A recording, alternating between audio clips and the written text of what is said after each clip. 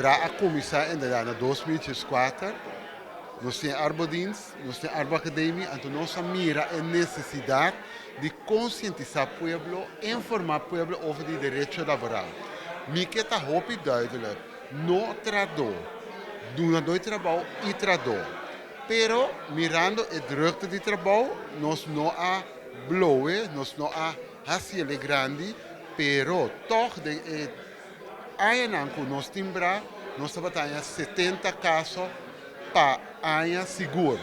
Agora aqui, junto com meu partner Chris, nossa joint venture, junto com meu colega de Optima, para nós vai pôr riba posição independente, pero toch dependiente, para nós sair na vanguardia de direito laboral aqui na persoon. Op het eiland sinds 2016 en eigenlijk ook al eerder.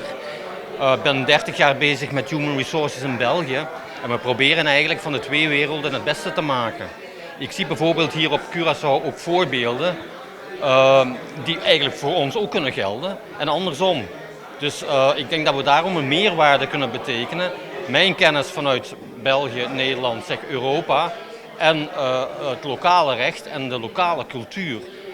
Het zijn verschillen, maar we moeten daar het beste uit halen en zo komen we het verst. Ik ben hier met Arthur een uitdaging aangegaan waar ik eigenlijk voor 200% achter sta. In die zin, we hebben het over arbeidsvoorwaarden, we hebben het over arbeidsveiligheid, maar het gaat ook over arbeidsvreugde. Arbeidsvreugde is heel belangrijk en daarom stellen wij bij BRA de mens centraal.